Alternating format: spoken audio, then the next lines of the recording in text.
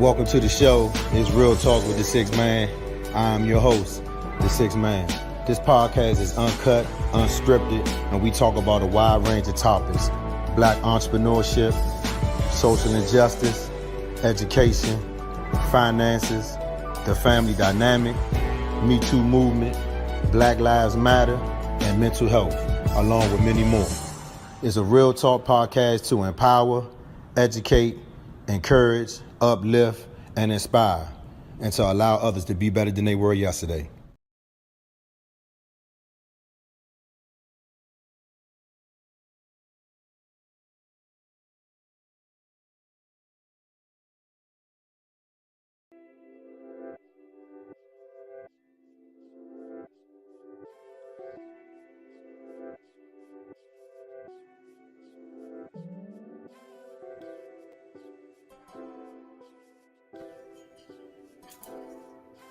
What's going on, y'all? Listen,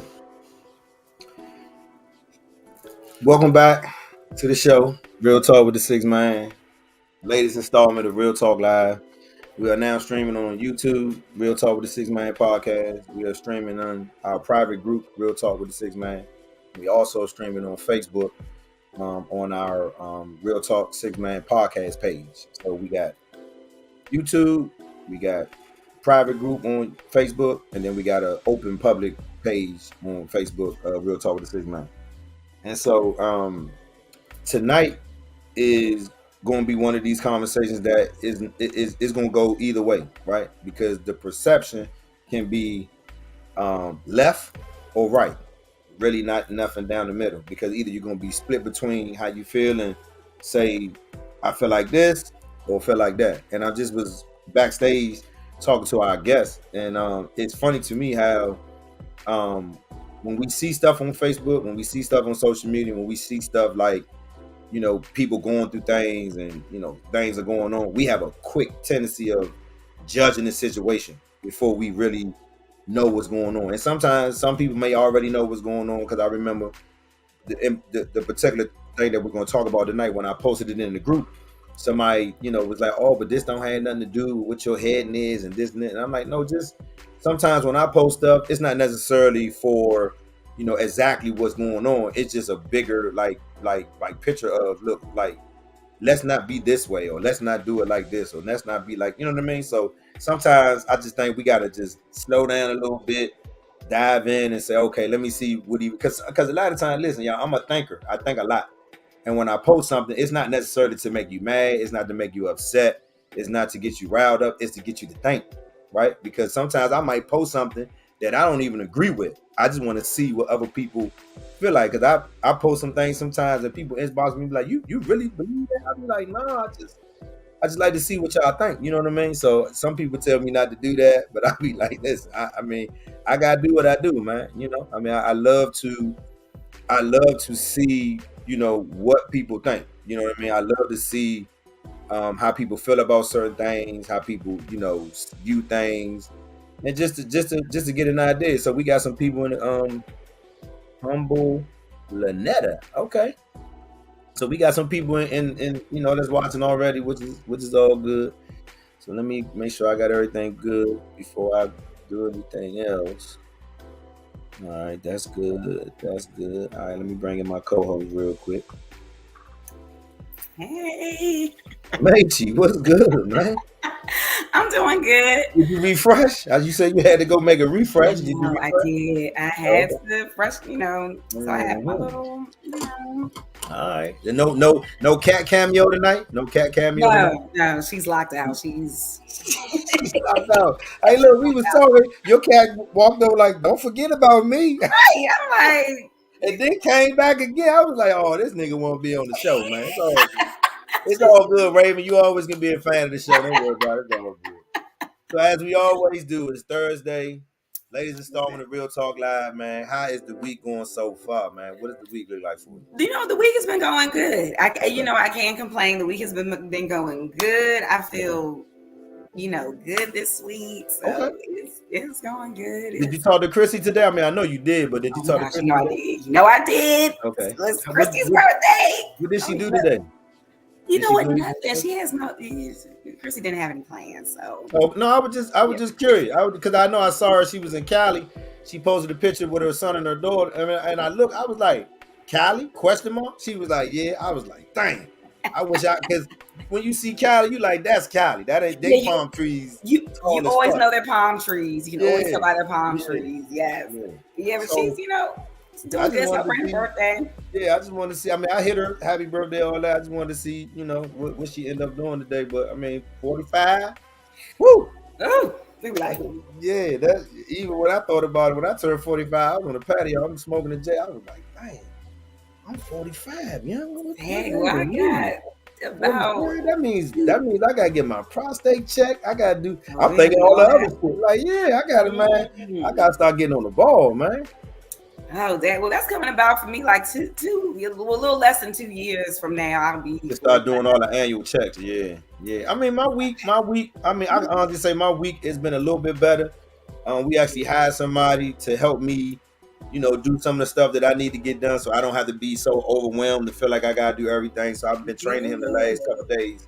So it's been Good. cool too. But I actually been waiting for this conversation because our guest, Miss Tamika, she's been in the group and she's been one of the members that I paid attention to because when she talks, she really like speaks from literal experience, or she speaks from experience of something that she may know of, and it's always might not be the consensus. She might go against the grain, and Okay, okay. motherfuckers be like, oh, what? I'll be like, but no, I like the way this going, because if we all agree all the time, we don't learn nothing. Mm-hmm. You know what I'm saying? And we always, oh yeah, I agree with that. Then we're not really going to see somebody else's perspective. You We're know what not, I'm and it's always good to get a different saying? perspective. Yeah. Always. I just want to also take a second, just a second, to acknowledge one of our group members, Miss Peaches, who passed away. And it was so shocking to me because I did not know. Like, I know people in her circle Yeah. directly. And I didn't get a phone call. I didn't get a text. I mean, I'm not saying I was expecting it, but I Yeah. just would have thought that I would have known something was wrong. And I hadn't seen her post in a while, even on her personal page. And one of our group members, texted me her information, so I posted it in the group. But I mean, even when she told me, I couldn't post it that day because I was like, what the fuck? Like, Yeah. Wow. for real? She was like, yeah, her funeral today. I was like, what? I was like, oh, Oh. so I just feel like, man, condolences to her family, all of her Yes. friends. I saw some of the video Mm. and the pictures from her service. They packed the house, so it wasn't a gloomy service. It was a celebration. I love to see when people celebrate people, even though they gone. I like to Yes. see when they Mhm. celebrate them and not boohoo and cry. I mean, I know some people can't help to do that, but I just love to see when people are celebrated and not necessarily it be like a oh my god so sad type moment. But man, Peaches was one of Mm. the ones, man. I couldn't wait when the post came up. I was like, let me see what Peaches go type because she was wild as shit. Honestly. Man, she was wild as shit. But I'm gonna miss her, man. And again, it's still kind of throwing me off that she gone, and I didn't really know until like the very end. So I know. yeah, Yeah. it threw me off. But tonight, we do get into these conversations where we kind of laugh, we talk, we go left sometimes. But tonight, I think it's gonna be a conversation where I think even if people don't come on and see it tonight, when they follow back and see it later on, it'll be a conversation ongoing either in the group chat or however you want to do it. And I did want to let y'all know I did open up a group chat in the group. So there is a inbox group chat in the group along with the wall and what we do on the wall. So sometimes people may post stuff in the group chat, Yeah.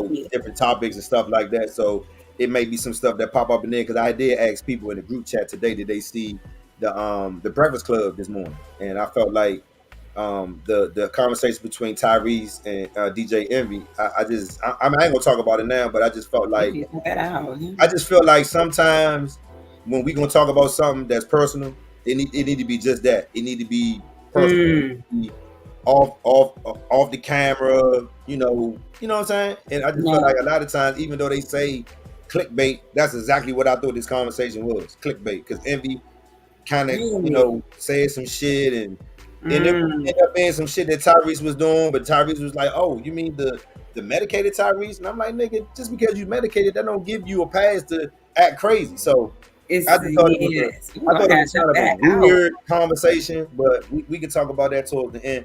But tonight, I named this thing, why don't black men have a safe space in today's society? And I kept thinking about it. I was like, should I say culture or society? And I was like, let me just say society, because in our society, which is the umbrella, within that we have our culture, right?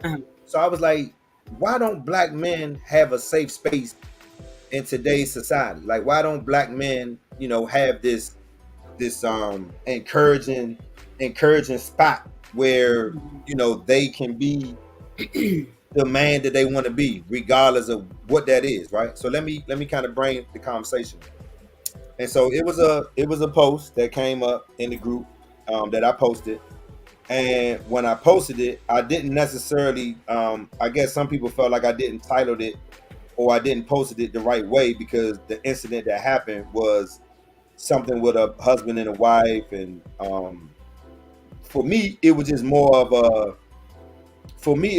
concern of not, identifying that we are sometimes in toxic relationships, and we like either overlook them for whatever reason because we love the person, we don't want to start over. I mean, it's been times that me and Angel had conversation about why people stay, and they may say we got kids, or I just don't want to start over, it's gonna be too hard, and you stay in that toxicity, and then it gets normal.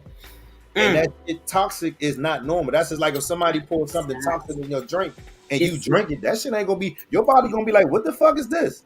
So that shit is not normal. So the story itself had layers to it, right? And I didn't know that the husband ended up, the wife found out that the husband was on the down low and wanted to get a divorce, wanted to sell their house, and just be done. And at the end of it, he ended up killing his wife. And I'm just like, wait, what? And so when I heard what happened, I had to double back. Now I'm like, wait, this is a whole different conversation now. And I had a friend of mine who had a similar perspective as our guest, and it made me think, like, let's talk about this, because I don't think that people talk about the perspective that she gave. And I'm looking at her comment now. It's a banger. Like, I can't even read everything. Okay. But I do know, in some of it, she said the result of weaponizing religion to condemn people and shaming people in our community is bad, right? And I know to a degree, it's a little bit about, your, not just your religion, but your, what is the word I'm looking for? Your like your preference, like male or female, heterosexual, on that, whatever, right? And so it's like, do black men have a safe space to come out and say, you know what, I'm gay? I don't think they do, because they get weaponized, they get talked about, they get beat up, they get attacked, and it's just like, why is that? White men, they come out, they gay, oh, it's whatever, you gay. But it seemed like, and I had a different conversation later on, but I had a conversation with my coworker today, and I was like, why does it seem like black people as a race are the only people who talk bad about their people? I say, I don't see Chinese people online talking bad about Chinese people. I don't see white people online, other than politicians, going back and forth about their people. I don't see Mexican. I don't see, the only race of people that I honestly see. I'm not, and don't get me wrong, I'm not saying it does not happen. I'm just saying, for the most part, I just kind of see us kind of just always, even with the Patti LaBelle thing, when she did the tribute, they went on Patti LaBelle like Patti LaBelle not a GOAT. They went on Patti LaBelle like she's not a legend. I was like, what is going on? Well, and I definitely want to bring on our guests, but I have my opinions on why black people are the most, race that does that. Let's get into it. Let's bring Tamika, because I know Tamika ready to go. I know Tamika like, look, let me get in. I'm like, come on, like, it was 15 minutes in. What's up, Tamika? No, y'all are good. I'm listening, and I do want to hear your perspective. But no, we wanna hear your perspective now because I had read your comment again and was going through like everything that you said, and it'd be a lot to read it again because it's a lot, right? Yeah, but let's hear. But let's hear. When But I go, I go. yeah. So hold on, let me see. It's a lot though. It's a lot. It's a lot. Like you really gotta like this like a dissertation. It's a lot. But, Or Tamika can just summarize. yeah, she yeah, can say yeah, it in yeah. her You own know what? words here. I really don't even remember all of what Okay. I wrote. So all right. So To all be right. honest, it's been a while. So it says in no way does what I'm about to say excuse the actions or behavior of a coward, but how many situations like this capitalize must happen in community. It must happen or endure in our community. This is the result of weaponizing religion, condemning people, and shaming people in our community. If man and any men, though those who kill their wives, girlfriends, trans women, etc., were able to live in their truth without being ridiculed and ashamed by the church, by their family, by their homes, then why would this have happened and repeated itself so many times with these types of killings? Say stop outing these dudes publicly, trying to embarrass them and shame them. Have the conversation privately and do it with love. Someone outed him on Facebook on private in a Facebook group, but she goes and says something on her page and then deletes the comment, and now the damage is done. But she kept going though, because she was like, then as a license to carry a license to carry person, her gun served no purpose to have in her own life taken by what she brought to protect her. So he basically took her gun that she was licensed to have and used it to kill her. I was like, holy shit. So this whole woo, woo, woo. So Yeah, it was sad because when I watched the vlog on YouTube, you see her in like because they did videos together, like Yeah. couples do little TikToks and stuff. She had a gun on her hip, and the vlogger even pointed out, she was like, notice she has her gun on her. She always has her gun on her. So according to what he said happened, and we won't know if it was true, but he said that he got the gun that day that he killed her from the nightstand. So she didn't even have it on her. Maybe she was caught off guard, caught off by surprise that he entered the home because she had a stay away order at that time, and he showed up at the house. And from what they say, someone posted a video from this sexual encounter that he had with another male in a private Facebook group and shared it. And either she was in the group or someone from the group told her about it. And then she makes this comment, on her public Facebook page about him. And at this point she had a what do you call it, a protective order against him earlier this year because it was an incident where he put his hands on her then. So they had already kind of been going through things. And then when this happened, in her ego, you wanted to do more damage. You were hurt. You were hurt by what you saw. And in your ego, you went on a public platform and you outed this man instead of talking to him. And at that point, he probably felt like, hey, I have nothing else to lose. Her husband. Her husband. I know we going, but I like to point out the details. Like, have a conversation with your man. Yeah. Yes, hurt feelings. You was shocked. You was all that. But even with me sometimes, and I know people gonna say, well, how the fuck don't you know that this man is gay? He got to be doing something in front of you that your spider sense is like, okay. But even if it ain't, even when this happens, I understand what you're saying. It came out in a private group, but then you publicly announced it. Before you do that, why you can't go talk to your man? Exactly. My only issue is, and I definitely get, it should have been a private situation. Like she shouldn't have, she definitely shouldn't have done that on social media. Listen. Yes, I don't even like it when straight couples do that. Like it's none of our business for real on social media. But the thing is I guess the thing is for me is just like, where does the killing come involved? Because for her to have a stay away order, he must have been already kind of violent already. Absolutely. And I'm just like, no disrespect. I mean, I know he's gay. I know he felt like he was outed, but where does the killing come? I don't care who outs you that hard or killing. This is murder. This is murder. I don't care if you're gay, straight, whatever. You just can't be walking around murdering people. And I get it. I get the stuff that he was probably going through. Am I gay? Am I not gay? Oh, I can't come out. I mean, I get it. But when it comes to killing somebody because they outed you, or that's where I'm going to be honest. I have no excuse. I mean, there's no excuse to me for killers. No, there's no excuse I agree. to feel bad. No, not at all. I agree. So that's where I'm at with him. And I'm not going to say like I feel, and I'm going to be honest on the way I don't feel sorry for him. I don't. Because it's just like, you're going to go and violently kill your wife off because she just said, oh, I'm gay. Okay, you gay. All right. So somebody said, not the worst thing. Somebody said, I think we speculate that she didn't have the conversation. However, they had a violent past, possibly because of this. We don't know the story behind the scene. So one of the things, and I would have to agree with that because we don't know. We don't know. And one of the things that was mentioned in that video that I saw, that she was allegedly known for saying things because probably he had been, like I said, he may have been incarcerated once before, and she would make comments about, oh, niggas that go to jail, we know what they do, stuff like that. So it feels like she may have had an inkling that he may have been bisexual or gay. And you married this dude? But you married him.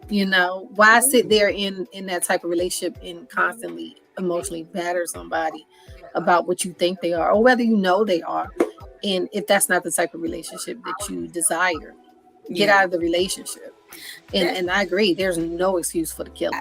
And that's what I agree. If I was him as a man, it's time to leave. So that's what they were definitely in a toxic situation, because that, as for a man, because women usually stay in toxic. I mean, I know both genders stay in toxic relationships, but I don't know what the statistics are, but I just feel sometimes women may do it a little more just because of how women emotionally get. But but the thing is, like with him, is like, all this is going on, leave. She's obviously she obviously doesn't like you. She's saying things about your character, saying things about you. No, you married him.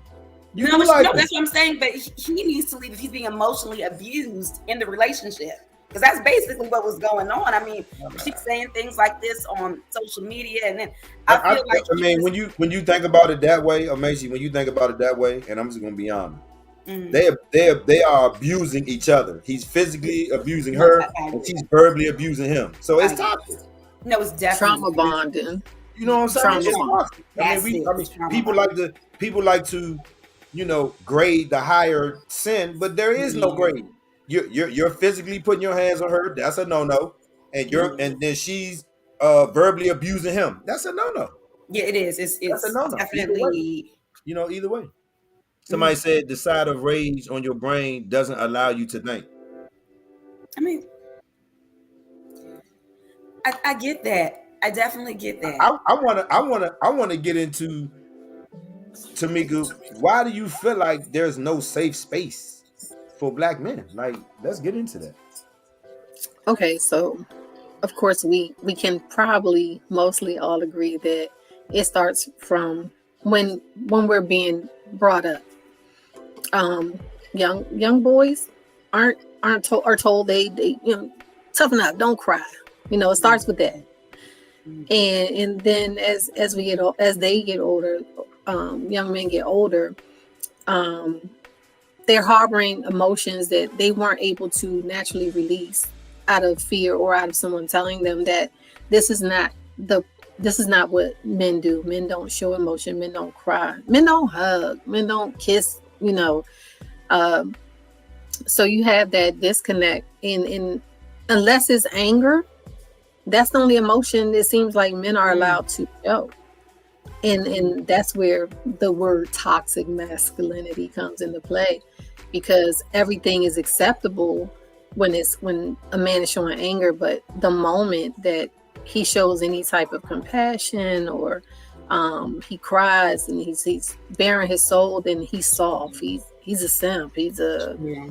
you know, and men and women both do it. I Very see it on true. social media daily. Very true. And I'm starting to see a turn in the tide a little bit. It's been slow, but I actually just watched. We kind of binge watched the episodes of The Shot, so I was so excited when I watched the episode, the most recent episode, and they had a men's group say this is a safe space, and they brought that up. So I think our community is starting to recognize that men need that, and we need to be more supportive of that, and especially us women need to be more supportive. As I was telling Kevin before we started, my husband didn't feel like I was necessarily a safe space for him. I said some things he loves to bring up when I call him a queen ass nigga one time. I said, we going back there. He was like, yes, we're going back there. But, that was, like I was telling you earlier, you couldn't have told me I wasn't like the greatest mate ever, or that I wasn't compassionate or thoughtful or accepting of his feelings. Yeah. But as soon as he showed that type of emotion, him being this big, strong, muscle guy, like, oh, you acting like queen ass nigga. And he has never let me forget that. Yes. But 10 years later, we're in a totally different space. And I understand, you not evolve, only you grow. I've grown, yes. Yes. And he's grown. So I know where the emotion comes from. He's been able to share with me those things that bring that emotion out of him. I'm accepting of that. I give him that love, that compassion, that safe space, that feeling that he can talk to me and not feel like he doesn't have anyone. Because most men don't even have another male that they can go to and have those conversations. That's true. So one of our members said that it's a safe space for black men. Black men worry too much about what other people think. I agree with that too. I do. Yeah. Leading up to today, I asked my husband, I asked my sister, and I asked her to ask a friend of hers, a guy friend of hers. Like, I wanted to know other people that were close to me perspective on this topic as well. And the guy that she chose to ask actually said that exact same thing, that they don't have that safe space. And I forgot what you said, but it was the exact same thing. And I agree with that. So to a degree, I do agree with the fact that not just black men, but I feel like, some people in general worry about what other people think about them a lot. And they don't acknowledge it. They don't say it. I know people that go to work and go that extra 45 minutes just to make themselves look a certain way because they worried about how they look. So I think that there is a safe space for black men who are in relationships with their significant others. Tamika, you just said that you and your husband had a time where he had to come to you and say, "Hey, look, babe, when you said this, it made me feel like that," or whatever, and you didn't come at him like, "What?" Now you probably like, "Wait, maybe I shouldn't have said that," or maybe I can see what he's saying how it made him feel. Because guess what? Just like women got feelings, men got feelings too. But I think that's part of the conversation that we have, and where it's not safe because men can't be vulnerable. Like when you vulnerable, some women look at you like you soft, like this nigga crying, this nigga. And it's like I've had times when I felt like I wanted to say something to my last partner, but I couldn't. So I had to go to the car and kind of get it out some type of way. But I felt like, why can't I tell her? Because we've had a situation where I mentioned something in the past, and then when something came up, you threw it in my face as something negative. And I'm like, well, how are we supposed to be vulnerable with you and you're our mate? but then here it is, you throwing shit that I've told you in private back in my face to use it as a weapon. Like, Yeah. I mean, I don't, you know. But So go ahead, man. But I think sometimes, especially when it, especially since we're talking about Black couples, I think sometimes though, Black women kind of grow up in that same environment, and it makes it even, it makes it worse. Because I think sometimes with Black women, we have more of a safe space than you all, but not by so much. Because we're brought up to be strong, to be independent, to be this do way, it by that yourself. way. You don't need no man. I mean, yeah, or at least to just be like this, woman of that. I mean, it's just because as a Black woman, you got to be strong too. I mean, you can cry, but not for long. Like, don't take all day crying. So it's like, you know what I'm saying? So it's almost that same sort of upbringing. It's like we're not. I always say sometimes as Black women, we're not raised as delicate little flowers like maybe how other races are. Because I remember like from being young, it was so much responsibility put on me. Like, oh, because one day you're going to be doing this, one day so you're going to have to learn that. And it's like, did I really have time to even get vulnerable as a child? So then by the time I got in relationships with men, I didn't have time for them to get vulnerable because I wasn't getting vulnerable either. So then, then it's that going on. So it's just a lot of work that we have to do as a people. So Angel, so just so y'all know, so Angel just left the room to watch it live so she can comment. Because she was talking and y'all was talking, she was like, let me go ahead so I can. Angel, we already comment on. But I do think that sometimes and I'm gonna just be honest, because I know sometimes when I post stuff in the group or when something gets posted in the group and it's like a touchy topic, you start saying some real comments, like people coming from within, like what's going on with them or somebody that they know. And it's just like we like when you think about it, Joe, like it's hard for us to have these hard conversations for whatever reason.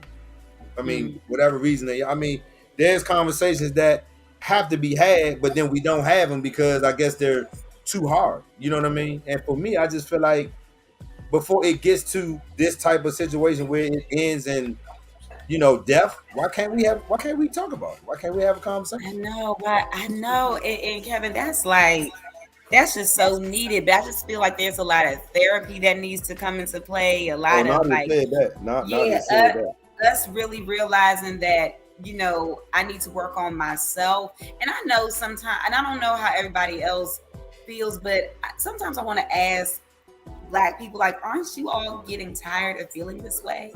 Like, aren't you all like tired of feeling like this? Because I know after a while I was just tired of feeling a certain sort of way.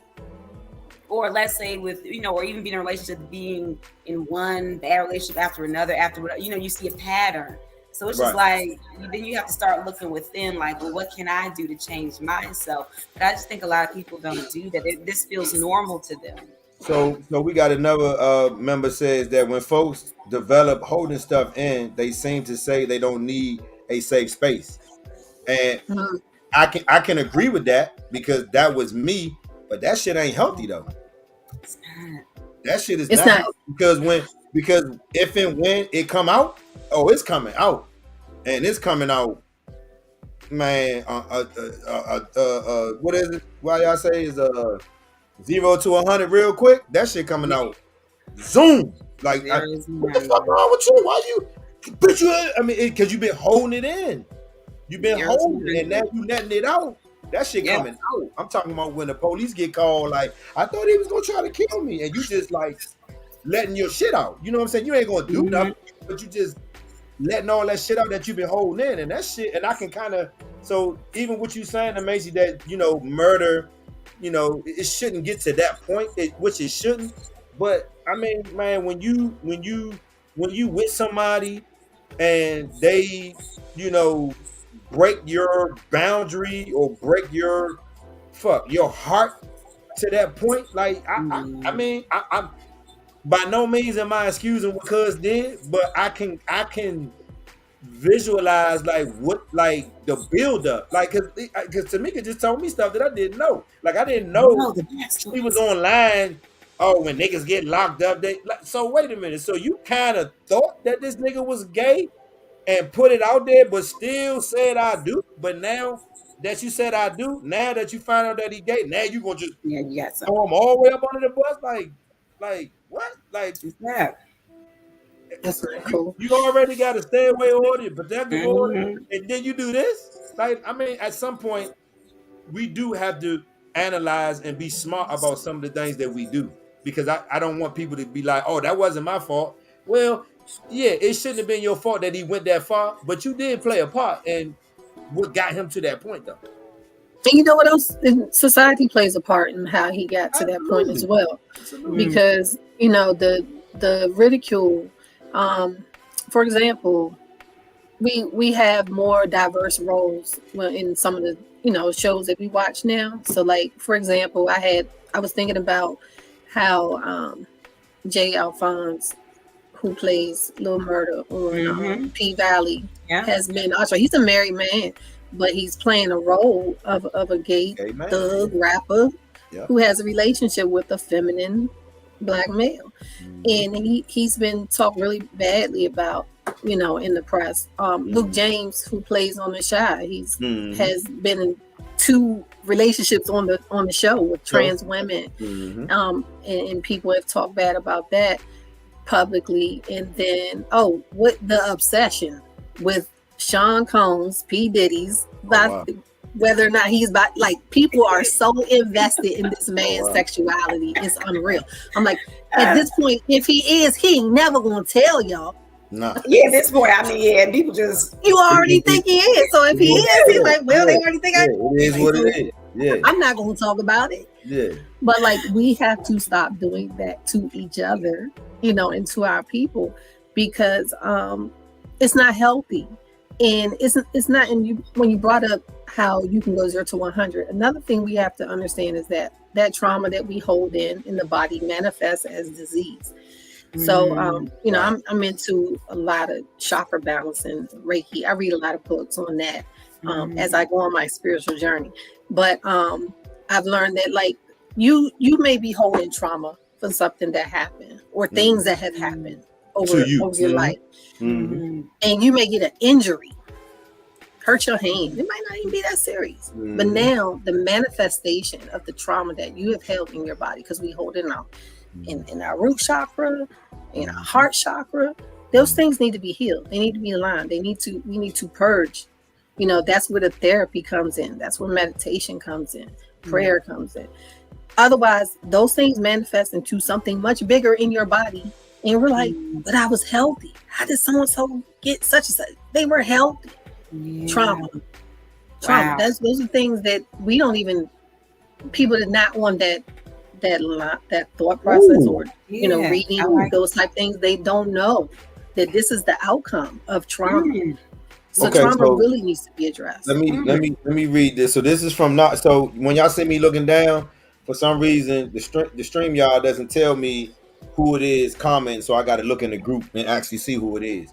So Nadia just said, that's why I love the book Love and Respect. Men need respect in their relationships while women need love.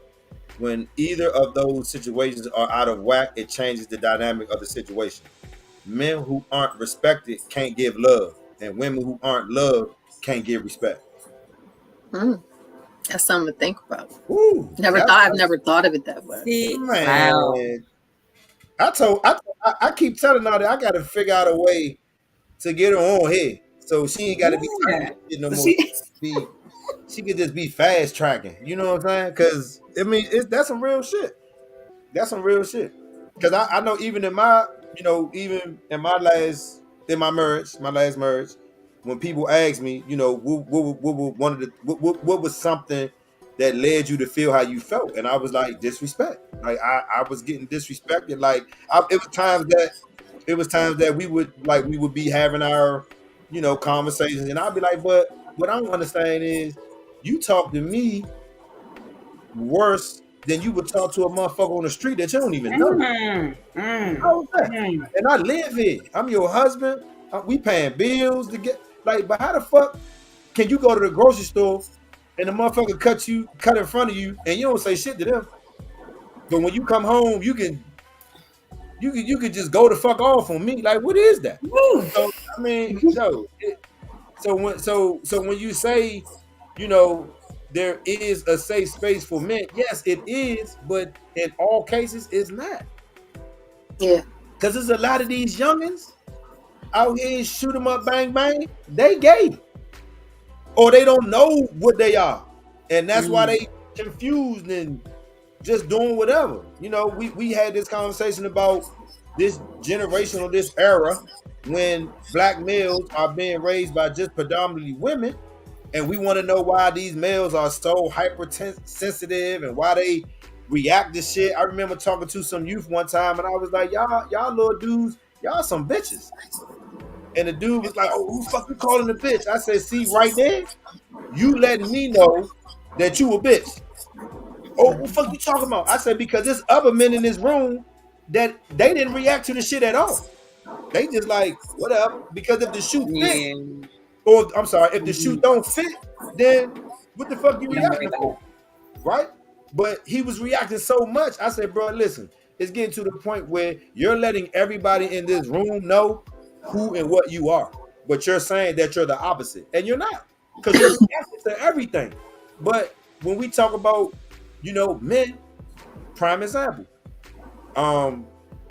When boys are in school, I had a teacher tell me this. She was like, "Kevin, when I talk to the young men in my school, I might say, hey, go get in that classroom, boy. You know you need to be in the class." And they be like, "All right, Miss Such and Such, I'm going. But let a male administrator do and say the same thing. Oh boy, go get in that class. You know, now you bugging, you want to fight. Like, what is that? They don't know how to deal with male testosterone because they've been dealing with women for so long. Wow. Wow. So it's a funky little conversation, and I It know, is. people in the comments they gonna say, whatever, but let's really keep it 100. Like, I mean, Angel deals with these type of kids. I've talked to and seen some of these kids. It's like, man, this ain't no 1 year, 6 month, 3 month fix. This shit, they need time. Yeah. But you know what, Kevin, it's good that you said that about being raised, by a single mom, and then when they get out here in the real world, they don't know how to deal with, men and all. I took this conscious parenting class like years ago, and one of the things that they had pointed out was, when as like how me and my son are, he predominantly lives with me, and it's just him and me. They were pointing out, like, even as a boy, I have to let his male dominance kind of come out, because they said most of the time when you have a single mother environment, this is across all races, moms are going by her female energy. So as soon as his male dominance comes out, oh, he's being disrespectful, and they shut it down immediately. And then he's so used to it being shut down with it, by the time he comes and enters the real world, he doesn't even know what to do with his male, his masculine energy, because it's been shut down by his mother entirely. Where the difference is when you live with a man or a father's in the house, he knows what that is. Watch this though. But what happens when you have a female mother who's raising a boy and she sees these elements of him wanting to be gay? Because I know women who would beat the shit out their son and tell him, "You ain't gay. You ain't gonna be gay up in this motherfucker." But what if that's really what he want to be? Absolutely. What if that's what he want to be? Why you beating the shit out of him? Like, come on. So it's like it ain't just one level to this conversation. That shit got layers. Because even I remember one time we was talking and Nadia was talking about beating your kids. There's a difference between disciplining your kids and beating the shit out their head.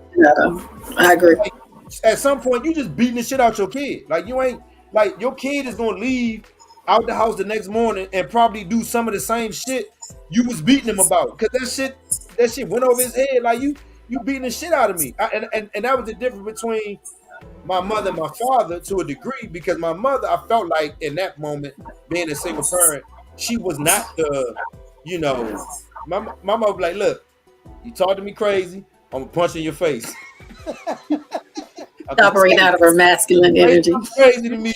I know you're getting big, and you say something to me, I'm gonna punch in your face. That's the kind of mother I grew up. And when people see my mother, they be like, "Oh, she's so nice." I'll be like, "What you talking about? This little motherfucker right here? Oh no, ain't nothing nice about her. What are you talking about?" But I fully embrace what I felt like she had to do at that time, because we was two boys in Southeast. Yeah. I mean, and you in an environment where the environment can swallow you up if you soft or you a bitch or you. So she like, look, when you fall down, get your ass up. Wipe that shit on, you good. But fast forward, what about the kids that can't? What if they fall down, they cry, and they really want to hug or they really want to get love, but you like, nah, you all right. You know what I'm saying? And if you 10 years old and you get that 10, 11, 12, 13, now you 18, now you in a relationship and a woman trying to console you, you like, nah, son, I don't need that. Yeah, because that happens. Yeah. I don't need that. And then now she looking at, she like, what the fuck wrong with him?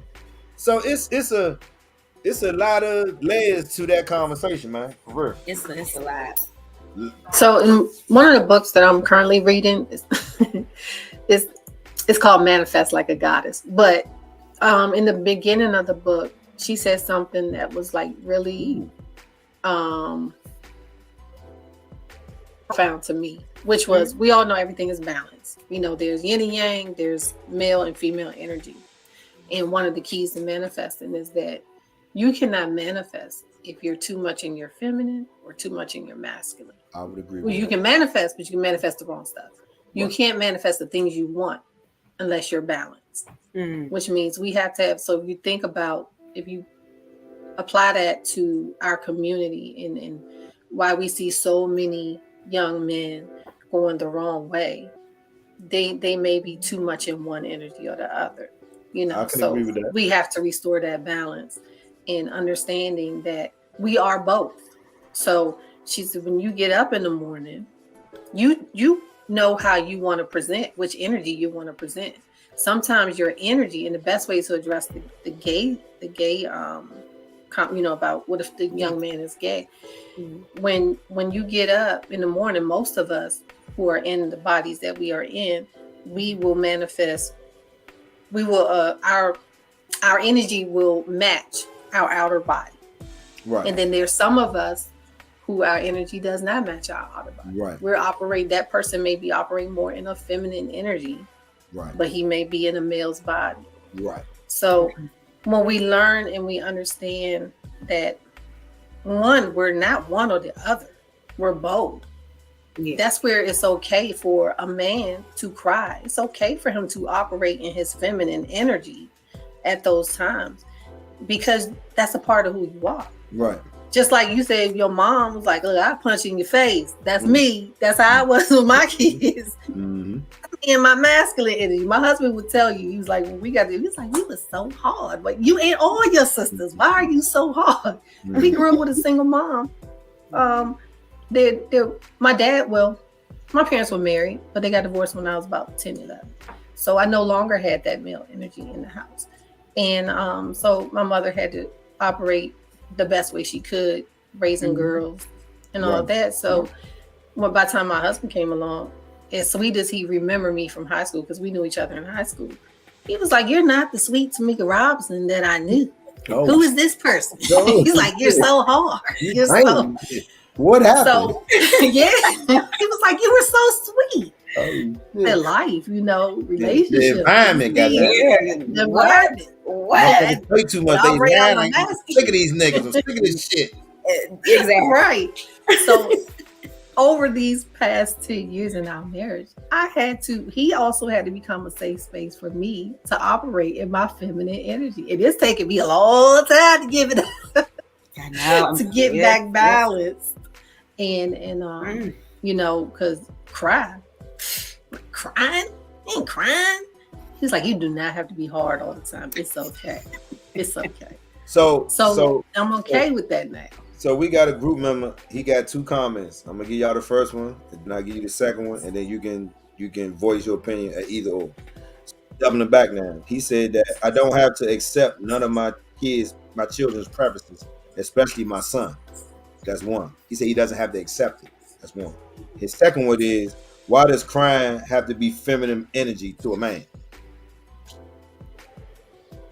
An emotion. I probably related to being feminine energy because that's what we know women, that's a woman thing, if we want to label it. But he's correct. I would agree that it doesn't have to be feminine energy. It's just a human. It's a human emotion. It's just a human emotion. I remember one time I was at a funeral, and I'm still fairly young. I'm probably like, I don't know, like 12, 13. And I'm down North Carolina, learning my other side of my family in North Carolina. And my cousin's father, he died. And his name was Gil. I'll never forget this. Man, Gil taught me how to fish. Gil showed me how to gut a pig. Like, Gil taught me a lot, like in the country. But he died. But he died when I was at home. But my mother told me he died, so we drove back down North Carolina for the funeral. And I remember standing like in the funeral, and I just started crying. And I didn't even really understand why. Like I mean, Gil did show me a lot. I did spend a lot of time with him. Him being the man, he showed me a lot of, stuff that other men, my father, brother, whoever, didn't show me as far as in the country, because they not from the country. But it was something in me that I just cried, and my mother just looked at me. She grabbed my arm. She was like, "It's okay if you need to cry." And that was the first time I heard her say that. So in my mind, I'm like, is it levels where the mother or the parent accepts, like, okay, like, he's not crying because it's something petty, or it's something, it's something where he's feeling a certain type of way and he need to get this energy out. Because I had never cried at a funeral before. And the only reason why I'm remembering is because, I'm not saying he wasn't family, but I really didn't know him until I started going to North Carolina. So even I was kind of confused on why I was crying, because I was like, why am I crying? But then going fast forward, I'm like, it was because he told me a lot. The times that we spent together was special.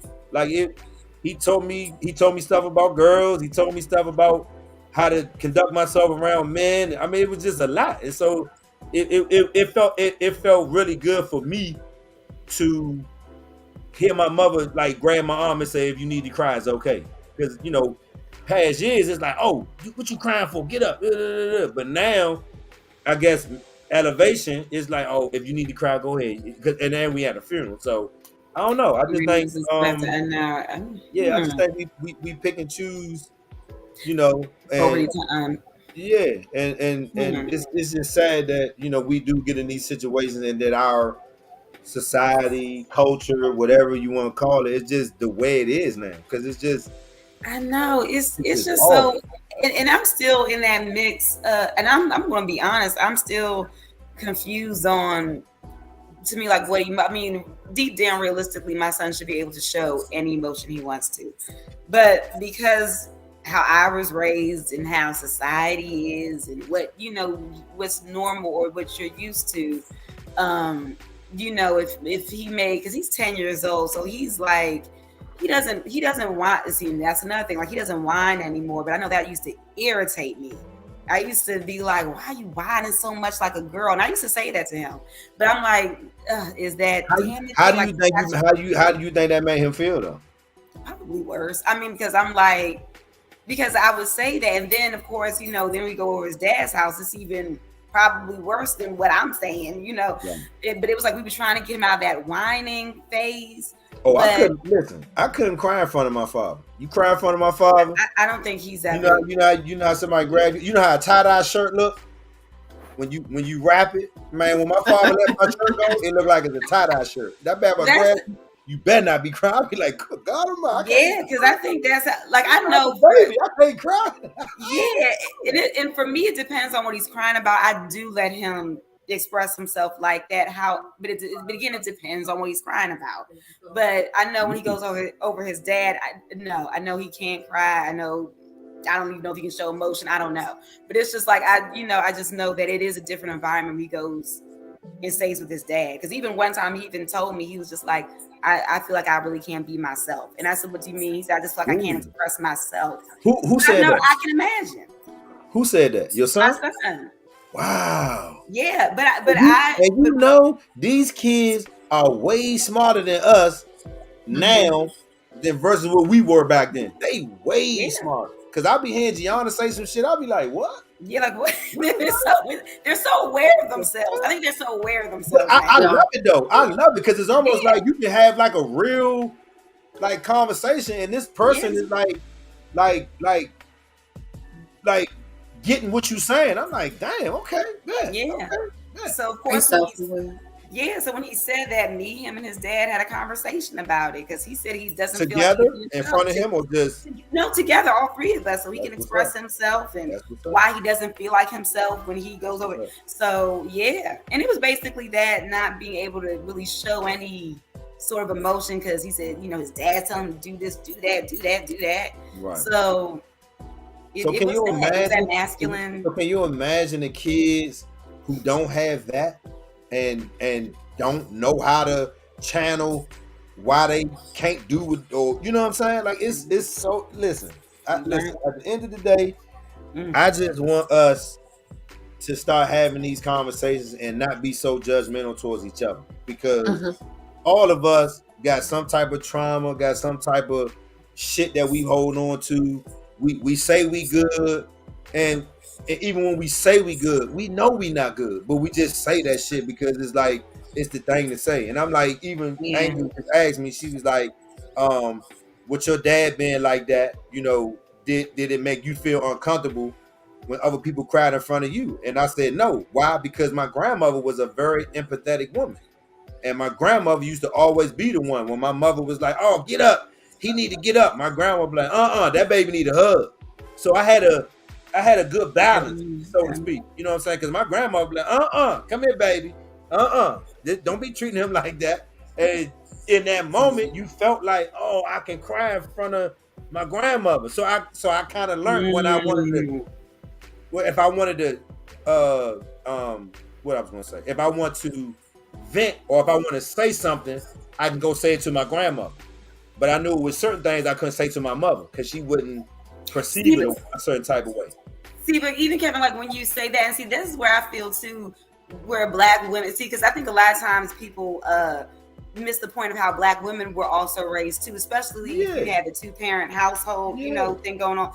Because my mom was more like, your grandmother. She was more empathetic. She definitely could cry in front of her, express her emotions. My dad, no, absolutely not. Not even us as the girls, no. So when I get into relationships, even now I have to work on myself. When I'm in a relationship with the man, I don't cry in front of him. I go in the bathroom and cry. Like, because in front of a man, it's almost like you're not supposed to do that. It's like a weakness. That's how my dad viewed it. Like, you're weak. Like, when he would say things like, only hopeless people cry. So I'm like, oh, I'm not hopeless. I got. So, and then with men, and I've never seen my dad cry. I've seen my brother cry once when our mother died. So me getting around men when they cry, it used to make me feel so weird. But think about in school though. Let's think about in school. Your son is 10. Let's think about the school environment and something's going on. Somebody they playing, somebody fall. It might not be the roughest kid, and he start crying. What all the other boys gonna do when he start crying? You know exactly what they're going to do. So that's what I'm saying. So just imagine if this person, goes through this year after year after year, and then he's 18 now. He's in the world. He can kind of do what he want. If he get the wrong, guidance, who knows where his life is going to go and for what reason? When you can just come to him, hey, and I love my daughter's school because my daughter's school has 2 counselors on site at the school at all times for anything. Because I remember when I spoke to the counselor about Gianna in class, I was telling her that, for most of her life, I was in Maryland. But in the last year, I moved to Florida. As soon as I said that, she was like, I'm going to start checking in on her. Because we wanted to know why, the participation, the attention, all that stuff was going left. And in my heart of hearts, I thought it was because she was trying to figure out, why did my daddy leave? And you know what I'm saying? And we got it worked out now. But if it wasn't for me, reaching out to the school, telling them what was going on, they wouldn't have known because the other parent is not expressing that. You know, they just keeping it like, oh, I'm gonna put her in tutoring. No, your children are a part of you. So when you aren't with them, whether the other parent likes it or not, that child is missing that parent, and it's bothering them. And it comes out and maybe not paying attention, not doing good in class. And I told her one time, I was like, listen, boo, I said the smartest person in the room is the person who recognizes they need help. So when that person raised their hand and said, I need help, they are considered the smartest person in the room. I said the dumbest person in the room is the person that know damn well they don't know what the fuck they doing and they not asking no questions. And I said it just like that because I wanted her to know you cannot be that person. You cannot be the dumb motherfucker not raising your hand and you know you don't know what you're doing. No, you need to be the smart person that says I need help. And there's nothing wrong with needing help. There's nothing wrong with that. And that's what I'm saying. In school, is even worse because we're not at school with our kids. So we can imagine what they're going through, and when we ask them, "Hey, how was school today?" "Oh, it was fine." No, it wasn't. Yeah, and it wasn't, and it starts so early because even like when I go to my son's school, and he's telling me everybody in the class and all that, and they already have labels to these kids already. Like how he said, "Oh, this is such and such. He's kind of soft." Yeah. Why is he soft? And I asked him, I said, why is he soft? And he told me a story about him crying something in class, doing it. And this was like when he was, I think, in second grade or first grade. They're already calling other people soft. He's just little in first grade. You still proud of everything. I'm like, what makes him soft? Like, why are you saying that at this age? But we can trace that and go from 10 years old to 16 and look at some of these 16-year-old kids and what the fuck is going on with them? Like I was reading this article and it was a 13-year-old boy and he was wanted by the U.S. Marshal's office. This little nigga already got like 6 murdered, like 13. Crazy. And they got his Instagram. He on Instagram with the gun and the clip. And I'm like, 13? Come on, young. And I'm not saying that even at that age you can't be saved, but even for most of these kids, and that's why I do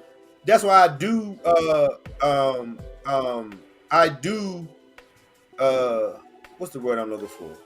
I do appreciate what Angel do for the kids because she does with the kids that I wish I could do for the kids. Yeah. I mean, I do it, but she does it in a more in your face, up front, And I at some point I would love to be able to do that because these kids need to know. Listen, what you're doing is not okay. I'm not telling you that you're wrong because if you think you're right, that's fine. But what you're doing is not okay, and not just something bad, but what you're doing to yourself. You're not taking care of your kids. You're not washing your ass. You're not trying to go get a job. You're not trying to finish school. It's not okay. You just sit in the house smoking weed. You don't want to do this. What type of person are you gonna be in society? Like the kid, like the people up under us, whatever that generation is. I don't know, the X, Y, to Z, whatever. Whatever generation is under us, the generation that's up under them. Jesus Christ. But Jesus Christ. You talking about Social Security? Social what? Ain't no want to go to work. I'm not gonna have that. They don't even finish school. Shit gonna be so when I talk about it that way, I'm like, Joe, shit gonna be fucked up. If y'all really, if we really don't like, hey, when we see a kid, hey, Sean, hey, nah, don't do that, cuz. And I mean, don't do nothing where it's gonna be, you gonna put yourself in danger. Like, but hey, cuz, hey, nah, cuz, that ain't, nah, bro, that ain't. And I always do it with my hands off first, like, let them know, hey, nah, man, don't, cuz I mean, Joe. I mean, listen, I was talking to a youth like 2 weeks ago. Bama don't know how to write a money order. Bama don't know how to open up a bank account. Bama don't know how to go online and get a bank. I'm like, but I got 6 kids though. What? See, but I I was gonna say, Kevin, that's a part of the problem. I don't know if we had this You know how to discussion put your dick before. in that pussy, but you don't know how to write a money order? The Yeah, fuck? but it's that Exactly. I'm like sorry, how. y'all. I shouldn't have said that. I'm sorry. I'm sorry. But no, but you're right because there's a. I always feel. I'm gonna be honest. I feel like the generations are getting worse and worse because the parents are getting younger and younger. Like And I, the, you know, and the parents and the parents don't want to be parents. The parents want to be friends. yeah, there's no Parents want to accountability. go to the club with them and And then party God with them. knows how the parents were raised for them to start having kids that young, and it's just a whole. It's a bad cycle. It's a bad cycle. And I'm going to be honest. I always feel in order to break it or in order to really get it under control, somebody's going to want to. Somebody's going to want to save themselves. You want it better for your kids. Yeah. Yeah. Actually, social media came into this. That's when we My started bad. saying that the whole different dynamic of parenting. Everything is about posting, Yeah. you know, Yeah, it's different. I mean, it's way making different. videos. It's way different. It's way. And when your kids see you, like, what's the video that be coming up on social media now when the mother is in the room and she's doing whatever and the daughter come in the room like, mommy, what you doing? Like, that's what you showing your daughter. Yeah. That's you know what I'm saying? Oh, that's how we get our rent paid. What? Your rent paid? What? See, it's that sort. It's that stuff. Are you It's serious? that. It's It's, that. it's like you said with the kids getting younger, that's having more kids. So you got to think that if that child that got pregnant in high school doesn't finish and wasn't doing well prior to even getting pregnant, then you have nothing to offer and teach a baby. You know, they're looking for this love or this connection or Mhm. this bond to maybe the person they thought they were in love with. My daughter knew, my oldest daughter, she's 28 now. She'll be 28 this year, next month. But when she was in junior high school, I started telling her, don't even think about getting pregnant. Yeah. Because and I said it just like this, and I know a lot of people won't agree with me. I own your body. You know why I own your body? Because I pay for the insurance. Oh shit. So you don't have a say so. Because I pay for the insurance and I pay for you. So the nerve of you to even fucking think you can compete for the fucking baby that I take care of. I still have 2 kids under you. And when I found out, of course I was disappointed that she had sex at a young age. But when I found out, I took her to get birth control. I said, so let me put you on this because we're not gonna have this conversation again. And you better take it like your life depends on it, whether you're having sex or not, because I can't be with you at all times. And she was getting ready to go to college, and I was like, hey, by that time it was a habit. You know, white parents put their kids on birth control, right? They come to, like, can I get on birth control? Now, do they want their kids having sex? I'm pretty sure they don't, but they don't want their kid bringing this baby home. It's I mean, I'm not gonna say I don't, but for me to keep hearing my baby girl talking about she can't wait to be 13, I'll be like, what does that mean? You I can have And what the changes at 13? yeah, like talking about your boyfriend. I said, you know, you still got school, you got this and this. But Kevin said that I'm a grown man and my eyes tear up expressing my feelings at times, even when stuff I'm passionate about, especially on people and things that I care about. And the only reason why I say I can agree with that, because I remember one time my godmother said that people don't understand the difference between passion and anger. And I was like, what you mean? She said, I can tell that you're not angry, yet you're passionate about what you're talking about. And for people not to believe in what you're talking about, it makes you angry. I'm like, dang. And I'm glad she broke that down, because there's a lot of people who are passionate about how they feel and try to, express it, but it comes off like, damn, why the fuck you mad? I ain't mad. I'm just trying to tell you. And I went through that for a long time. Like, I mean, not just in marriages, in friendship. Like, why you so mad, cuz? Nigga, I ain't mad. I'm just telling you that I ain't doing this cause woo. And it ain't that I'm mad. It's just I'm trying to explain to you why I'm not gonna do this or why I don't want to be involved or whatever. So I mean, I agree with that. And then Nadia said we start so many toxic things early, especially things like that baby crying, don't spoil the baby. Baby crying from Yeah. need. They need communication. The on this is the only thing that we need in our community. And I mean, listen, if we start having more conversations like this, who knows? I mean, Yeah. shit can really start We like need bubbling it. over because these young people up under us, y'all, they need all the motherfucking help they can get. And I ain't trying to say this to make Angel laugh or nothing like that, but I remember one time this young lady called Angel on the phone. It was like 11:30 at night. And I know she the house manager, she gotta, tend to them or whatever. And I can hear the little girl on the phone because it's 11:30. We're in the bed. The little girl like, "Hey, Miss Angel." She like, "Hey." She like, "You sleep?" Angel like, "No. What you need, Miss Angel? I need a toothbrush." Hmm. And you know what I'm thinking? Why the fuck she can't go and get up and go to the corner store and get a fucking toothbrush? And so, to a degree, some of the organizations structurally they don't let the kids fly. They don't do this, we're gonna do that. Don't do this, we're gonna do no. Let that motherfucker go hit that wall. So they can bounce off that wall and figure out how not to hit that wall no more. You know what I'm saying? Sound like my They husband. call at 11:30 at night for a toothbrush. What? Yeah. 11:30? So she hung on the phone, she looked at me. I just shook my head like, really? Yeah. That's what you wanted a toothbrush? Boo, you just don't know these kids. And so I get it. I get it. But I feel like even with that, it's like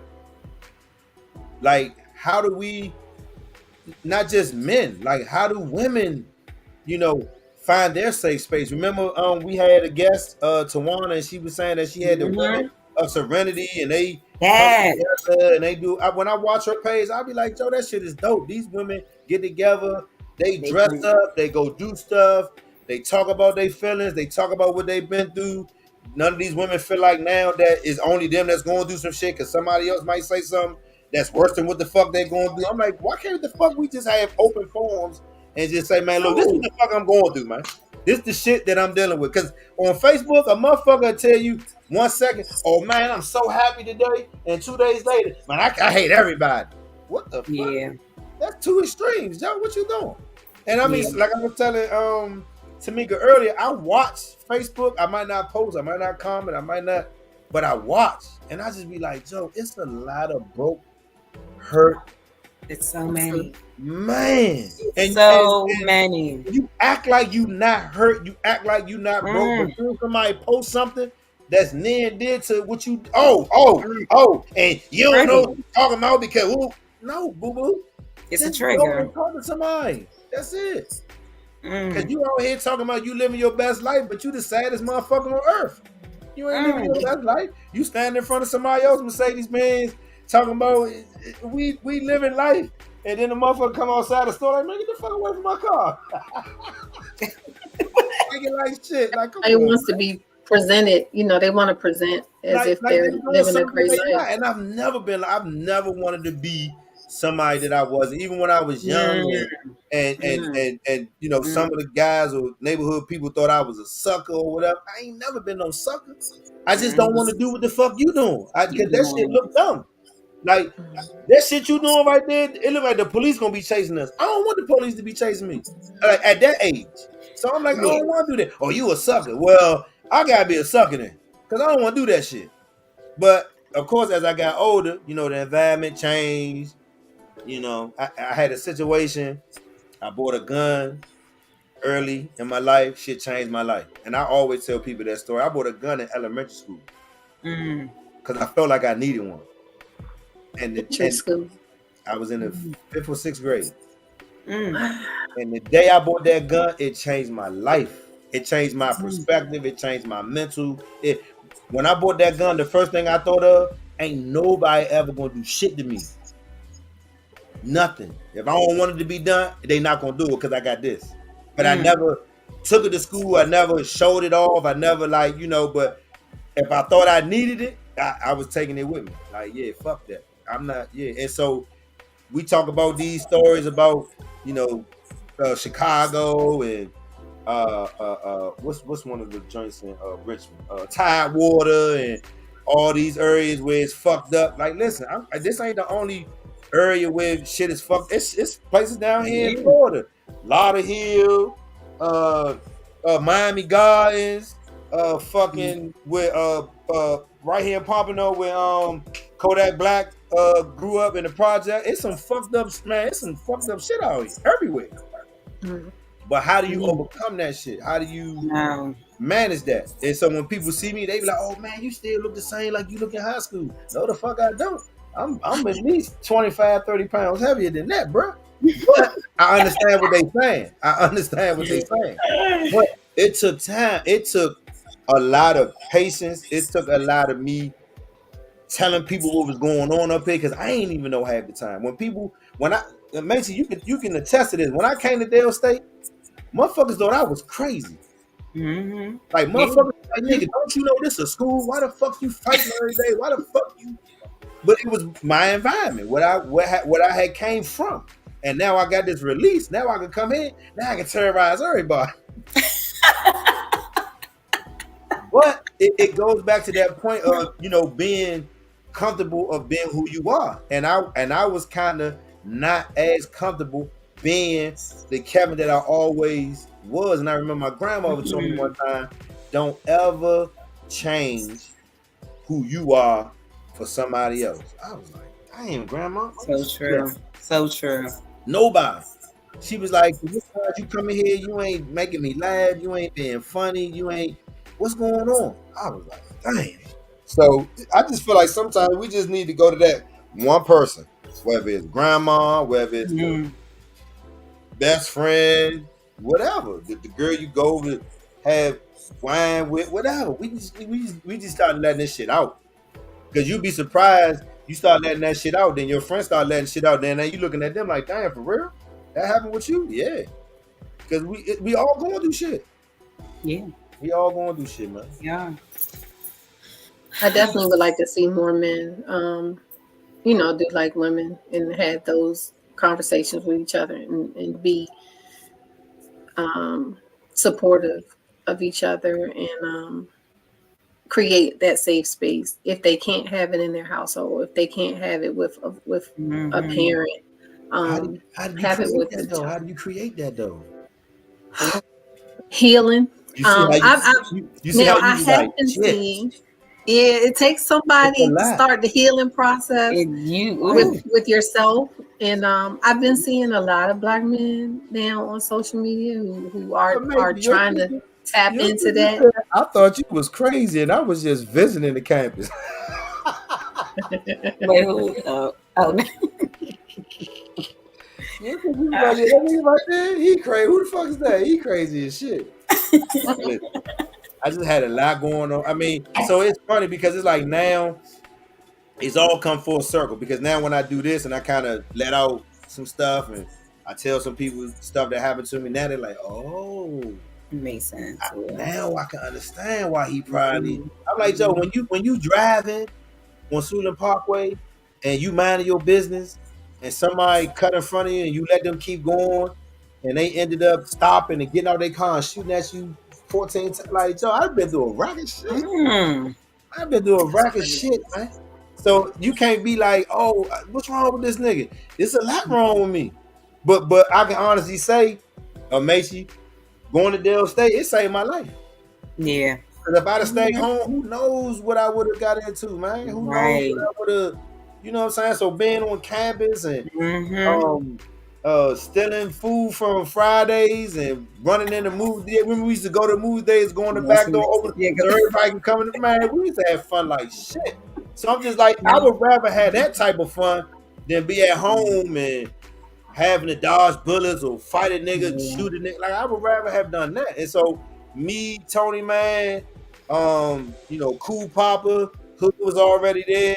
It's like Dale State brought a lot of people to us, and we still in relationships to this day. So that's why I always tell Angel, I wish he could have had the college experience because it's like a lot of people that I know that champion and follow and support to do whatever. It's from Dale State. Yeah. Like we had the bar a couple months ago. My man Reggie and his wife showed up at the bar, and he from Dale State. He like, oh man, we came to Fort Lauderdale. We just having a run of the yard. I said, no, this is not by coincidence, bro. This fake. Cause Yeah. y'all right here while we right here. So everything happens for a reason. Everything. Everything happens for a reason. It does. No, it absolutely does. I just want us to have more of these conversations, man, about why we are what we are, man. I think that we should definitely talk about. They can't hear you. I think that we should definitely circle back around why we are the way we are with our gay, our LGBTQ community. Yeah. To us, like why is that such a shock or just like a non-acceptance thing? I think that when it comes to gay, like we all have that, like that guy in a neighborhood where we accept them. Yeah. Like we go beg this, beg that, whatever we do. The ones that's like out and flamboyant about it. We love them. But the ones that's like don't know how to come out. Yeah, we look at them funny. We want to push them back in the closet. Yeah. We want to be like, you nasty because you like girls and guys and stuff like that. And I think I mean, if you give me if beginning to Tamika's point in the beginning, the ones that I don't know, they like girls and guys. You end up marrying a woman, but then the woman find out that in the background they like guys too. Why aren't we so acceptable of our bisexual community? That's the question. I can't tell you that. Because everything that I've been through in my life now, up until today, like I was telling Tamika earlier, I can't judge nobody. Because if I say something to make judgment on somebody else, somebody can pull up on me like, oh nah, but Kevin, didn't you used to? So now I look like a hypocrite. I struggle with that myself, and I wish that I can be that one. Like I can, if you say that I'm gay, I'm like, okay, I'm with you. When you say I'm bisexual, for some reason, even in me, I'm gonna be honest. I'm looking at you like you go both ways. But that's because you can't. That's because you can't fathom it. Right, and I want to be better than that. But it's a reason why they like that. Right. But I feel like I'm probably like one of the part of the problem. Nah, I don't. So I feel like it's a mindset. It ain't just because you don't necessarily feel what somebody else is feeling or why they do what they do. You're the problem. You just don't understand. Like that's it. You're not. I mean, it's not like you're condemning the person. It's not like you saying, "Oh, why the fuck you do that?" You just like, "Oh, you do that," and they're like, "Yeah." And if they can explain why and tell you why, and it makes sense, and you might be like, "Oh, okay, I can understand that." I guess that we don't have enough We don't. conversation. We don't. Yeah, we don't. I don't think we have enough conversation with gay people. Yeah, me too. I mean, honestly, we hear trans stories all the time. We hear gay stories all the time. Yeah. You don't really hear from the black community. Let me ask you a question. Those are the main ones. Let me ask you a question. How many stories do you hear from the actual person who's gay or bisexual, or how often do you hear from them? I got a lot of gay friends. No, I'm saying you hear. How often do we hear from them? I don't know. Exactly. I can only speak for myself. No, You hear about them.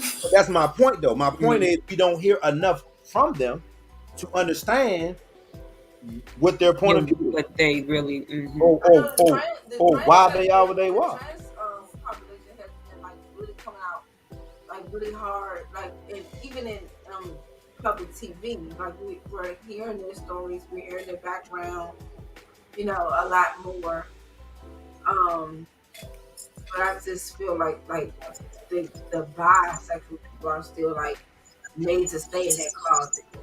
And so you have this of this man who came out as bisexual and he shot his wife because he was so afraid of being exposed. Or like But the sad part about that situation, he was already exposed. I mean, just For saying. what I'm Tamika just told us, he saying, was like already in exposed. general, like even like these celebrities that's Puffy. like Puffy, like yeah, and I'm sure there's a lot of people Yeah, in the industry That nigga gay. that's doing it's too many millions of stuff. stories. It's too many That stories. nigga gay. But we don't. They can't come out the closet. There's no space. There's no safe space. That nigga said me and Usher used to sleep in the bed together. I was like, what? Yeah, even like Usher, we know him to be a straight Oh yeah, man. this shit about to go left. We This know shit him about to to be Yeah, go a like left. straight man. you If he know. wants to come out and say he's bisexual, we don't even know how that. So let's do this. Let's do this. You just gave me an idea. Let's do this. Let's do this. We'll bring.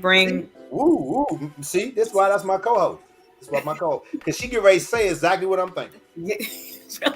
See if you can talk to one of your kids and see if they will be willing. They don't have to come on camera. We can just record it. It could just be a conversation. We record it, we ask questions, we find out why they feel the way they feel, whether it's a family thing or whatever. And if they're comfortable with just talking to us, we can record it and then we can put it out there and people can listen and hear and have a perspective of why somebody, because if honestly, if y'all don't know, 2 years ago, I interviewed a guy on my audio platform and he talked about how he came out, but he was Indian. And he talked about how his family disowned him. When he came to America. Like his family had money. Like so he came out as gay or bisexual? Gay. Yeah. No, but I'm just saying though, his family. Yeah, just Oh you gay? Oh nigga, I ain't fucking with you no more. I was like, damn. He said when he moved to America, that was it. Ain't no need coming home. Ain't no need coming to no family reunions. Wow. Like, damn. That's bad. Fucked up. I'm not gonna say more accepted. But they still have to, have some of them have like, family members that come out gay, whatever. You can't live here no more, whatever. But when it's a man that's like hardcore and like thug dizzle or whatever, and they say, well, sometimes I like to feel like a man too. We like, I honestly, you gotta pick a side. I honestly can't. Even in the gay community, they be like, you gotta pick a side. I honestly can't agree with that because when men go to jail, that's what I mean. And they've been locked up for so long, that shit happens. It happens. So I really can't because I know of a man, and I'm gonna leave after this. Because what the fuck? I know a dude who was locked up and he did a big, and he spoke about, not in letters, but just spoke about how he had relationships with other men in jail. Yeah. But by the time he came home, that wasn't on his mind no more. He wanted to just be with women. So in my mind, I asked him, I was like, so do you go both ways? He was like, honestly, Slim, when I was in there, who the fuck was I gonna have sex with? And it made me think right then and there. I was like, damn. Like that's crazy. Like, damn. So it might be a lot of men who are looking for that, whatever the fuck it is, because I don't know what it is, and all you get it from is another man, right? Because you ain't on the street, you in the motherfucking compound, you in the yard, whatever. I mean, I guess, and it's accepted in there. It's like normal activity. Well, I ain't gonna say it's accepted. It's we acknowledge it, nigga. Y'all gay? Oh, all right, bet. Stay over there. Yeah. Whatever. Yeah. People live in there like their whole life, or have been in there for 30 years or whatever, and people just like, okay, y'all do that. That's your thing. But if a man come out, and he start dealing with women, and then somebody exposed him, like I remember, nigga, you was fucking with the gay guy down the block in jail. Well, clearly, this is the same thing. Because Tamika said that this dude was locked up. The young lady, but listen to what I'm getting ready to say though. She married him. So why couldn't they have a conversation? Right. Why she had to put him on? Oh, this nigga's faggot ass nigga. Why you can't have a conversation with your man? And that's my point. It's like, why is he such a faggot ass nigga and blah blah blah blah when he comes out as bisexual? And that's probably.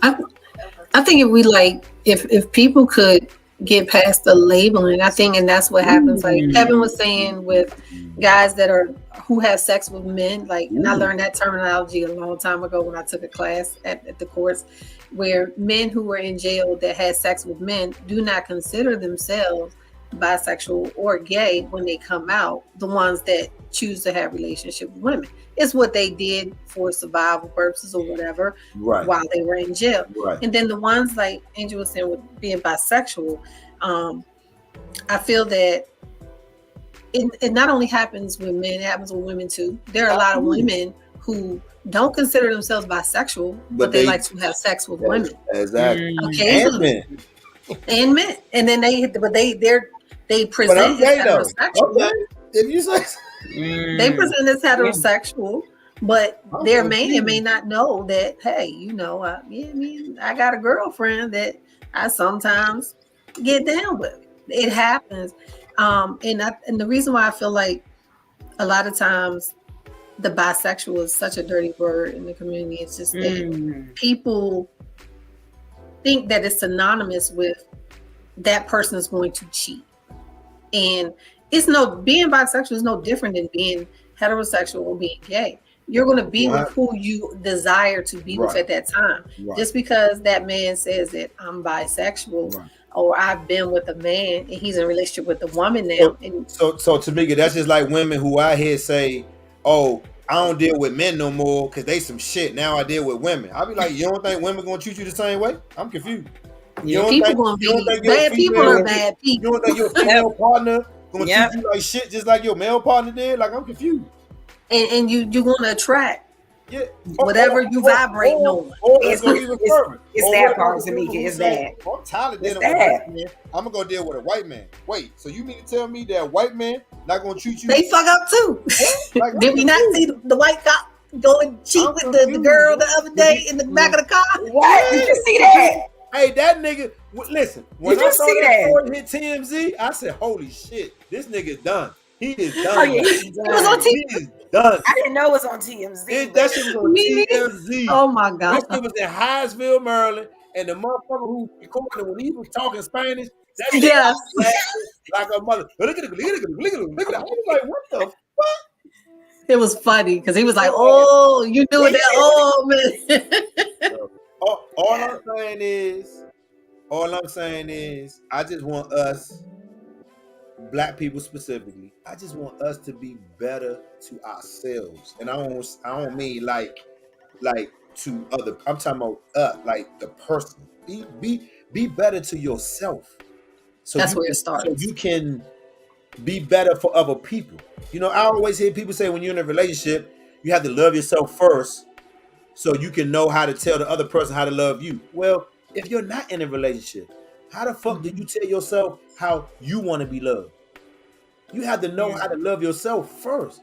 Whether it's go get your nails done, get your hair done, whether go to the movies do some shit by your fucking self. Because I know when I got a divorce, it was one of the worst, like just for me personally, it was one of the worst times of my life. Because I was like, I did not get married to get a divorce. That was not my plan. Like, we were young, we did it, but that was not my plan. So when it didn't work, that shit fucked, and I'm an Aquarius. That shit fucked me up, right?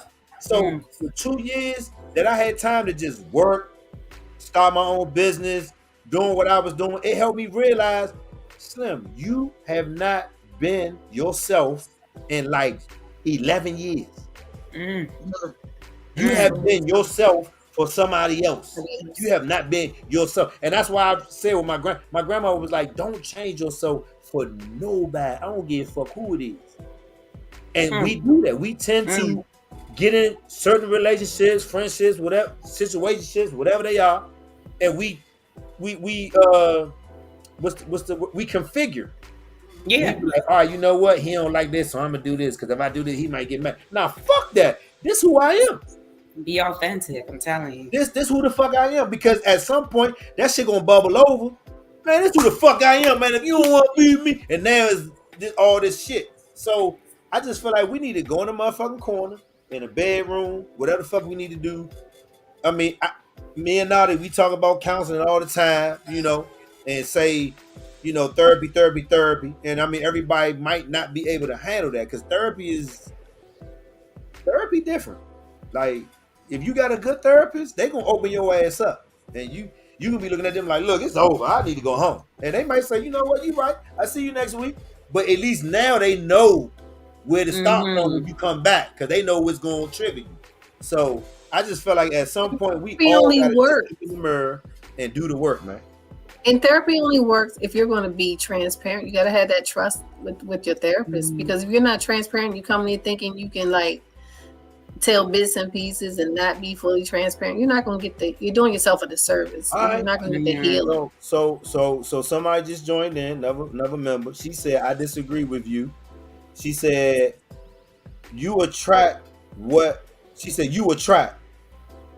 We attract everything if we vibrate high. It's solely about who you entertain. And I can kind of agree with that, but let me just talk to her.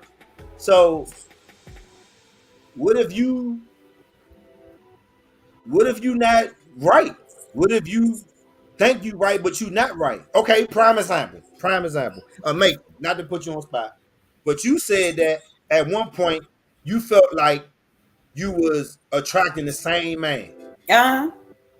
Why did you feel like that? See, but I felt like that, even though she doesn't agree with it. I'm the common denominator in all the relationships, not those men. So I was attracting those men because I was in a low place in my life, and I was attracting. Like, I'm gonna just deal with this shit. Exactly. So it's okay that she disagreed with it, but everybody not gonna agree with that because somebody is on some other shit, and they're like, you know what? I know this nigga, because women, y'all got the intuition. Y'all know, y'all like, man, this nigga some shit, but I'm gonna go ahead and fuck with him for a little while. Because I think that's all I may go too far along. And because I think that's all I can get. I think that's all I can. I'm good. That's what I'm good enough for. It's like, but once you start really knowing your worth, different men come into atmosphere. It just does. I was thinking from a low level place, and not even that though, Amechi. When you I'm gonna say when you grow, you don't act the same and you don't react the same. So it's like the niggas that you was dealing with, when you don't react and respond to them, they like, oh damn, who the fuck is this? I can't fuck with her no more. She don't want to go get a bottle. She don't want to go to the club.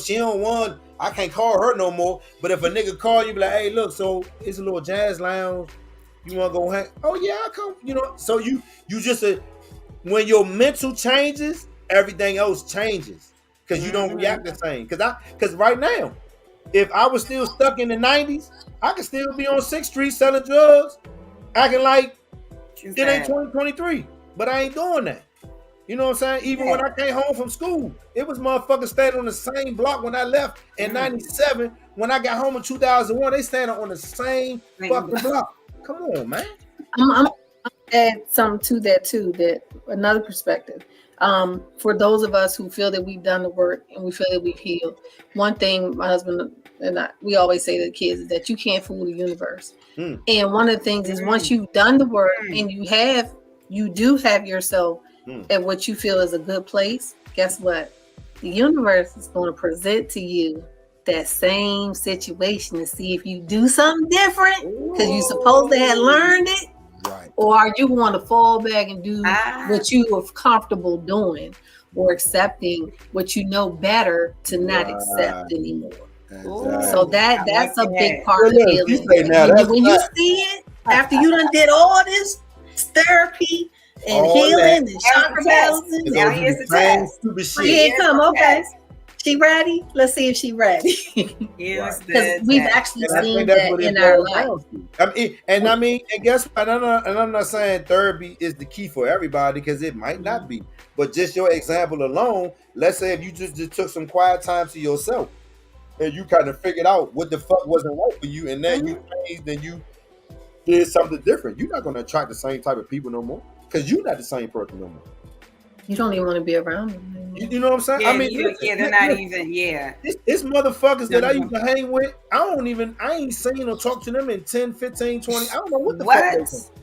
What? And Nigga, don't I care don't what hate they're you. If doing. I see you in the street, what's up, Holmes? How you been? Good? Oh, all right, bet. Hey, Slim, we about to go. Oh, nah, I'm good, Slim. I'm about to go this way.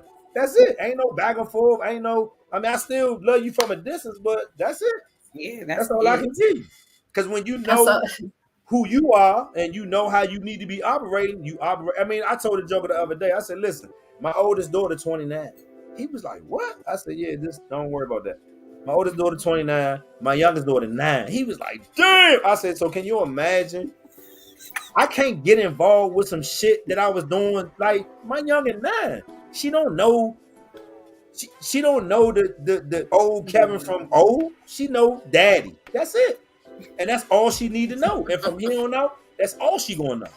I don't give a fuck what's going on. So I say it is a certain accountability to the person to do the work, but to follow through with the work. Follow through with it, yeah. To keep it going. Cause you can, like a motherfucker that wants to smoke a cigarette. Oh, I ain't smoked cigarettes in 3 months. But as soon as you get mad at somebody, oh man, I need a cigarette. It don't work like I know people that be like, yeah, I ain't had a cigarette in 3 months. But then when I talk to you, your baby mother done crashed your car. Oh man, I need a cigarette. For what? What you talking about? Come on, man. Don't make things so easy. So I mean, I do agree with what she's saying. But then I got my own twist on it because I feel like, it's not necessarily all about therapy, but the way Tamika just broke it down, if you did the work, I like that. if you did the work, like that. now what the fuck you gonna do? You still gonna go back and do the same dumb shit? Because now you know what you shouldn't be doing. You know better. But that's what you attracted to. If you say you want something different, like what the fuck? So I mean, I do feel like Kevin was right when he said that, black men do have a safe space. The only reason why I titled it that way because I wanted to bring out the what the fuck are you saying? I mean, because like I say, sometimes I post shit and I don't agree with it at all. I just want to see where everybody at, what they thinking about. So Tamika, I listen. As always, any guest that's willing to come on and fuck with us for an hour, 45 minutes or whatever, I appreciate it. You know what I'm saying? Because people that come on here for the first time, they be like, damn, this was all right.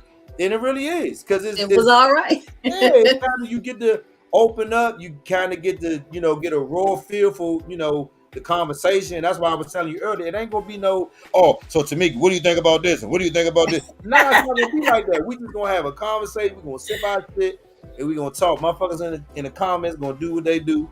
And I done seen therapy, I done seen set boundaries, I done seen you gotta choose who not to be around. Like you can tell the people that's watching have already gone through some of the shit that we talking about. And now they already know what the fuck they shouldn't be doing no more. And they doing something. And that's what all of us should be doing. Like literally. And even with Angel with the kids, like I say, I still stand on it. If you talk to one of these kids and you be like, listen, you want to talk about it? And they decide they want to talk about it, let me know. Because I want to hear it. Because I got questions. I got questions. And I'm not going to berate them, but I got questions. I want to know. I got some shit that it's easier to talk off camera than it is on camera. Like some of the shit that I be wanting to talk about with a mate on here, I can't do it. Why? Because I know everybody can see it. Even people that might not agree with what I say, that's fine. But if we not on camera, it's easier to ask harder questions when the camera not in your face. Yeah, true. Because I can ask you something, if you don't see a camera, you might be willing to explain why you feel that way because you don't see a camera. And it might just come out, and then somebody might listen to it and be driving down the street and be like, you know what? I need to go home and talk to my kid. That's what it's all about. That's what the fuck and that's what I be trying to explain to these kids. It ain't about being scared of who you are, but just explain why you are what you are so people can understand why you are what you are. I don't care that you are what you are. I'm cool with it. But at least explain to me why. Make it make sense for me. You don't have to. I'm not saying you have to, but I'm just saying if you make it make sense to me, then I share it with people. Then people like, damn, okay. So they might have a nephew, they might have a cousin, they might have a relative. They might be like, oh, now I see what's going on. It's all about helping people. Honestly, that's how I look at it. It's all about helping people. But yeah, I mean, Tamika, we glad you came on, man. Like, don't be a stranger in the group, because I swear when you wrote this dissertation, I was like, good. Actually read a lot of the posts, but like you said earlier, like a lot of times I really don't say nothing unless I really feel like I need to say something. Exactly. You know, and that was one of those times I'm like, okay, I need to say something. Because when sometimes I read I'll be like, I'll be on the verge and I'll be like, nah, I'm not gonna do that today. Right. That's a start fire. I was at work, and as soon as I finished reading that shit, I inboxed you. Hey, look, would you mind doing the Yeah. You said a lot. Let me think about that. Yep. But I think that's thank the you plan. guys. We gonna put some pressure on Angel. See if she can go to her house and finagle some shit. I'll go with her and be like, look, man, I need to know why you, and I might just motherfucking hit record while we talk. Like, look, why is the deal? Why? And just see you know what I'm saying? Just see how it go, because you never know. You never know. And I mean, amazing. I mean, honestly, we haven't done a audio recorded podcast in like forever. Yeah, we haven't. So no, we can get a guest and we can ask some questions. I mean, shit, why not? Why not? But listen, football, this was the season opener for football, and motherfuckers want to know why I'm doing this. I said, because this is more important than football. Oh, man, why you doing a podcast, man? I'm watching the game. Watch the game. I'm doing this. This is what I'm doing. Because I feel like this is more important than football. That's entertainment. This is not entertainment. This is bringing people together, like letting people get shit off the top of their head and talk about some real shit, not just first down and touchdown. So it's, wow, Kevin, it's that part. No, seriously. Like, I mean, at some point we got to really understand, like, why the fuck do we do what we do? Mm-hmm. Why are we doing it? Like, why do you go to work every day? Why do you deal with this motherfucker every day? Why the fuck do you? Mm-hmm. I'm just laughing because I'm just thinking about something else.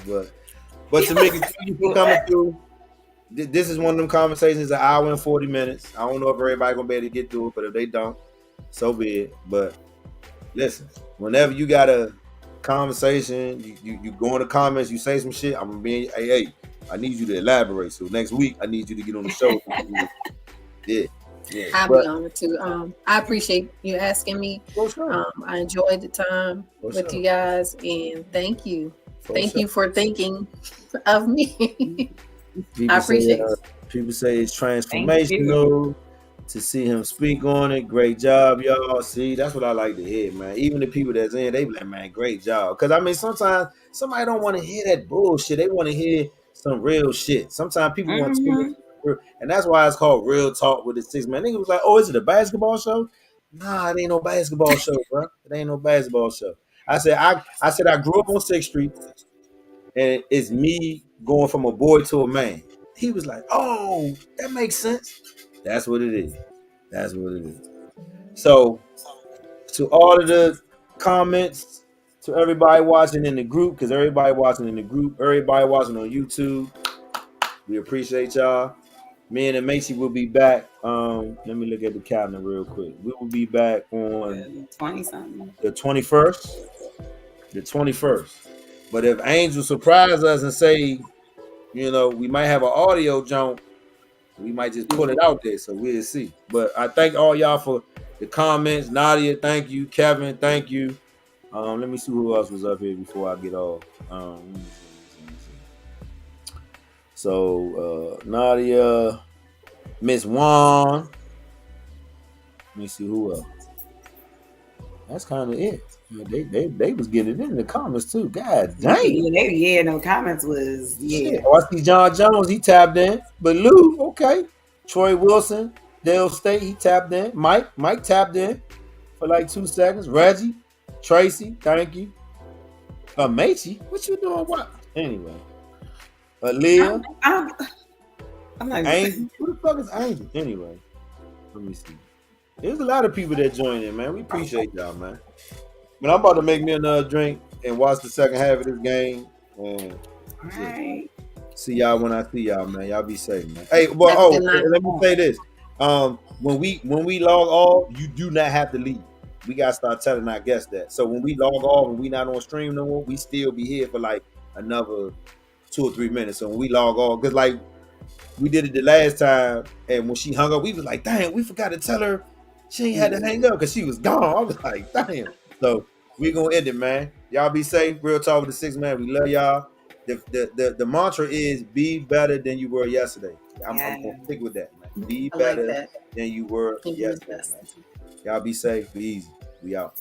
Ah. Good night.